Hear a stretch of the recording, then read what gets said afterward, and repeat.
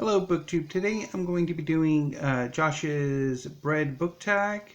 It was created by Josh of Literary Gladiators, and he was kind enough to tag me in his original video. So thank you, Josh, and I will be leaving a link to the original video down below. Let's get to the questions because there are quite a few of them. Okay. Number 1, White. A work of 21st century genre fiction you can see studied in the years to come. So in this case, I mean, to be honest, really any work of literature, whether it's genre or general or literary or what have you, can be studied. Many an academic career was built on rediscovering lost classics. Sometimes genuinely lost classics and sometimes weird stuff. So anyway, but if I have to pick a work of genre fiction that I think will more than likely be studied and stand the test of time in the years to come, I'm going to go with the Broken Earth trilogy by N.K. Jemisin. So for those of you who don't know, the Broken Earth trilogy is a trilogy composed of the 5th season,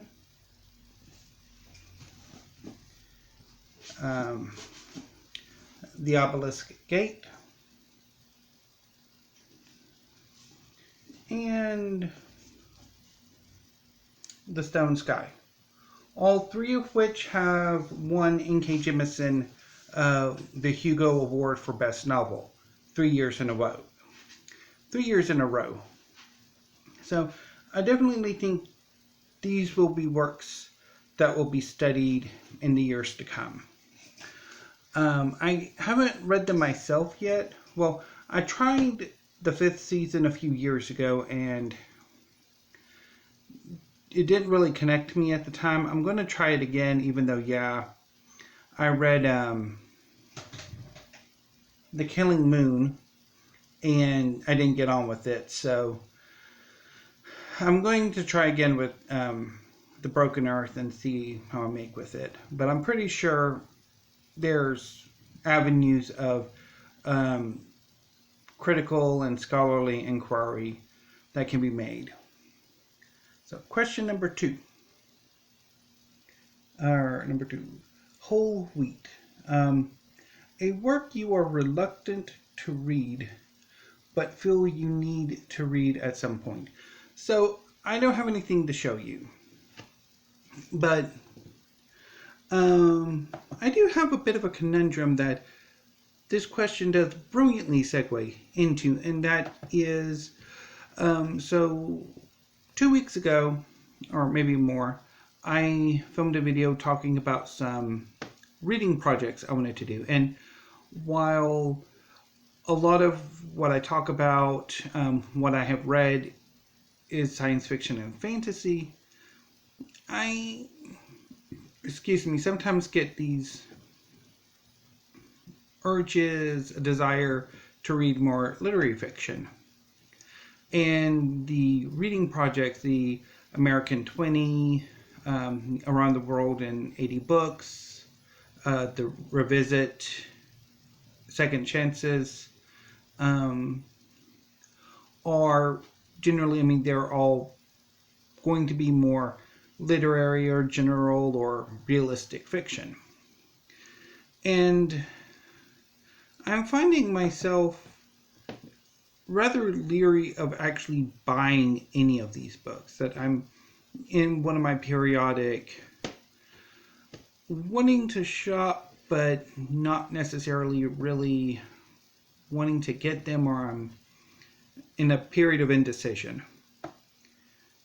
So some of these books are, and I'm not going to be linked, I mean, usually I do mention these, like the books mentioned down below. I may or may not mention these, so if you're at all interested, perk up your ears right now. Shadow Play by Charles Baxter, Wonderland by Stacey D'Erasmo, The Burn Palace by Stephen Dobyns, Blue Angel by Francine Prose, which is one book I've wanted to read for almost 20 years now. I was, because I used to get the Waco Tribune and Herald, and I don't know if I had a subscription, we just bought it. Or I get it from a teacher. But the Waco Tribune and Herald used to run book reviews. I'm assuming they contracted it out from like AP or something. And one of the book reviews was for Blue Angel by Francine Prose. And that book always struck me, but I've never gotten around to either buying it or reading it. And I mean, and part of American 20 was to finally get around to reading it, and I'm kind of like waffling on it right now. And then there's another book that I read a review of that I want to say it was like an essay collection. Somehow it featured The Real World, that MTV reality TV show from like in the early mid 90s, but I don't remember much about it. So I need to look more into that. And then Bel Canto, Empire Falls, so another one that I've been wanting to read forever. Crooked Little Heart, The Surrendered by Chang Rae Lee. Crooked Little Hearts by Ann Lamott. Empire Falls is by Richard Russo. Bel Canto is by Ann Patchett. And then The Namesake by Jhumpa Lahiri. So if I have this up, I might list all of them. And then there's also some nonfiction on this card. I have issues. Okay, where is question number 3? So I guess there are some books that I've been, like, I want to read them, but I'm reluctant to. Italian, or number 3, Italian. A writer that can write in any genre or category. There is only one answer to this question, and that is China Miéville, who in every novel he has published has been in a different genre. King Rat, his first novel, is urban fantasy. Perdido Station is steampunk. The Scar is nautical fiction.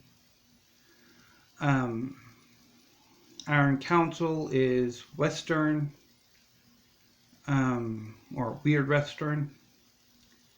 The City in the City is... What is the City in this? Crime procedural. Kraken is, again, urban fantasy, but a more comedic urban fantasy, I think, than King Rat was. Embassy Town is science fiction. He's written superhero comic books. Children's lit, I think young adult. Unlondon and Railsea. He's written history. His book on the Russian Revolution, I think it's October 1918, but I could be wrong. And yeah, he's written work on law.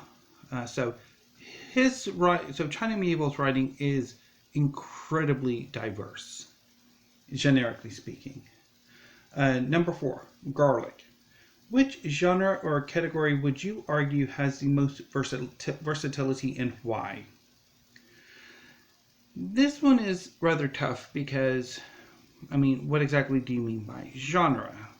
I mean, obviously, there is genre fiction, which would be romance, the various forms of detective fiction, science fiction and fantasy, thriller, so on and so forth, which are bound by certain conventions of character, plot, structure. And then there's the not genre fiction, which can be considered general fiction or literary fiction or realistic fiction or whatever, which, also has certain conventions that they follow. And what exactly is meant by versatility? Is it versatility of subject matter, of character, of plot, of structure, of usage of language? And so, in a way, I would want to say, for me, it's probably science fiction and fantasy, which can touch on every other genre if it wants to, play with structure and character and theme. It's just like the possibilities are endless. As endless as the human imagination. But at the same time, I haven't really read as widely as I would like to in, say, contemporary detective fiction or romance or literary fiction, general fiction, realistic fiction, whatever you want to call, not genre fiction. Number 5, Pumpernickel. A work that was hard to digest. I'm going to go with Black Leopard, Red Wolf by Marlon James, which, while is, once you kind of break down the structural experimentation, is a rather simple story that experimentation is quite hard to digest at times. Number 5, Rye. No, that's number 6, Rye. An overbearing perspective in a given work. Rune St. John from the Terror sequence. He can get tiresome at times. Although it might just be sort of the campy humor that I've never quite enjoyed.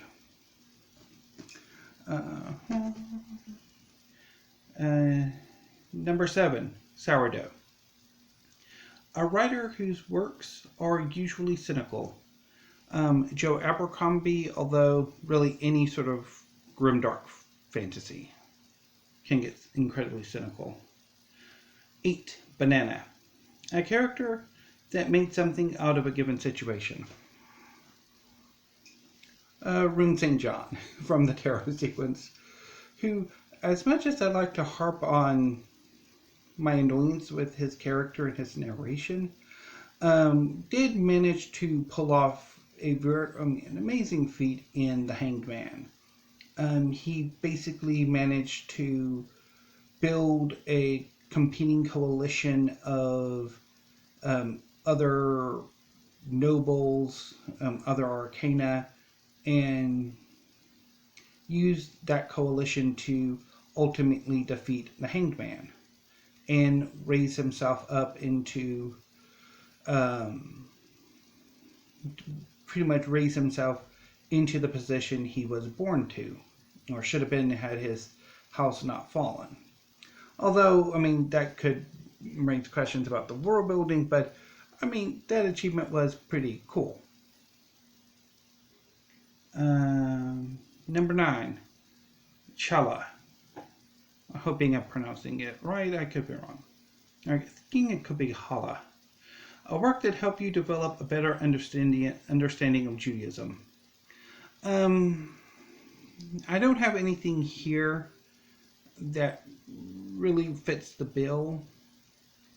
I would echo Brian of Bookishes, and when I was in St. Edward's University, where I went for my undergraduate, one of the requirements was to take a religion class. It's a Catholic university, obviously. There would be a religion requirement, and I took an Introduction to the Religions of the World class, which was phenomenal, especially when with say, the big three monotheistic religions of Judaism, Christianity, and Islam, it was fantastic, particularly the textbook. You can debate how well it did with Buddhism and Hinduism and other extant religions. Number 10, Matzo.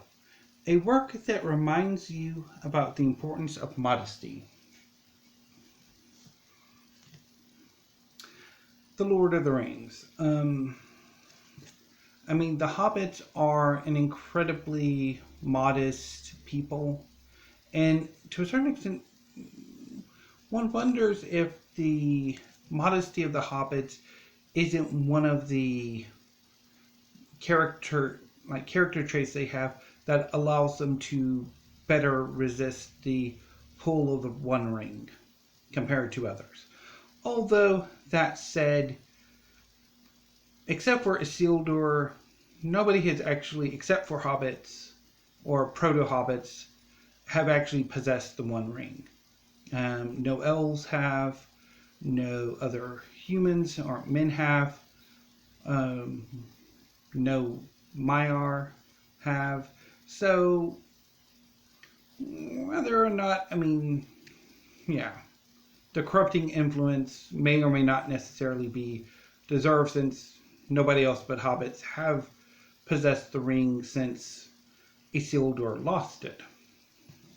But again, the hobbits are an incredibly modest people, and that is one of their strengths. 11, Daily. A book that should be in every standard family household. What exactly is meant by standard? Obviously, of course, this is taste. Now, admittedly, you can have books on for display of just a book you have that you never read, never intend to read, but you just have it because it's a book you should have. And in that case, you can't go worse than the complete works of Shakespeare.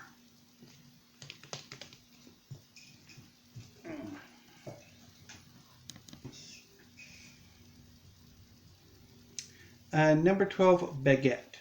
Name 3 books that are perfect to dip in and out of.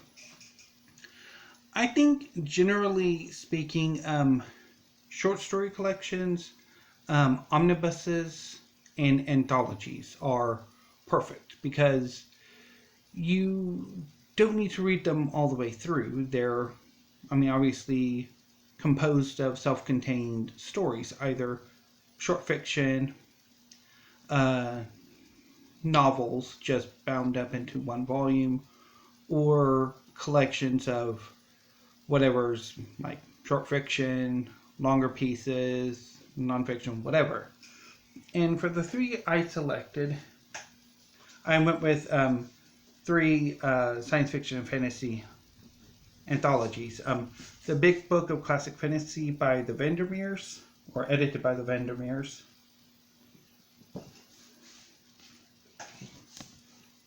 The Very Best of Fantasy and Science Fiction, edited by Gordon Van Gelder, which has some pretty good stories in here.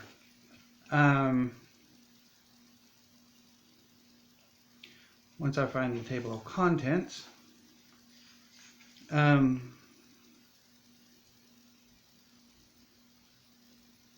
Deathbird by Harlan Ellison, I thought was pretty good.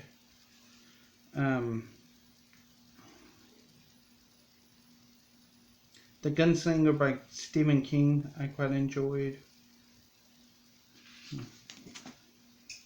And the Space Opera Renaissance by David G. Hartwell and Catherine Kramer, which collects space opera from the early days of science fiction and fantasy, of science fiction, with Edmund Hamilton's The Star Stealers, up through, say, David Brin, Peter F. Hamilton, Alistair Reynolds, Charles Stross.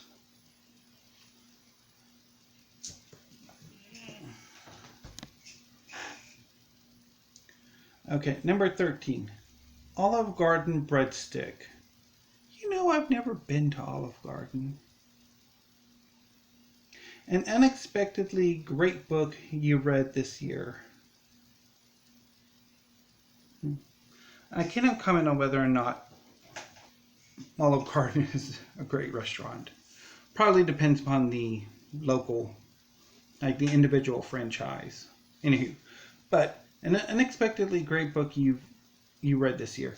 I'm going to go with Fire and Blood, The European Civil War, 1914 to 1945 by Enzo Traverso.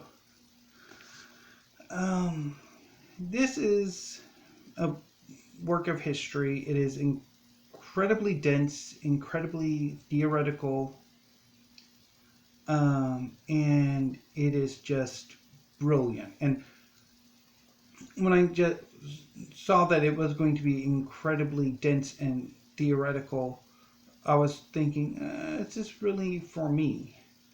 But I loved it. Just absolutely loved the reading experience of this book.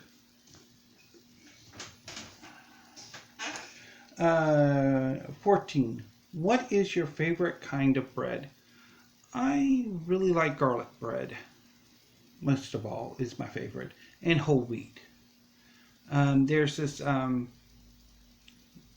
bread called, I think it's honey wheat, which is like a whole wheat bread, and somehow they add honey to it, and it is quite good. 15. Bread truck. Who do you tag? I'm going to tag everybody. If you see this tag and you would like to do it, consider yourself tagged. And I do encourage you to go check out Josh's original video. So I'm going to sign off for now because I've got some things to do.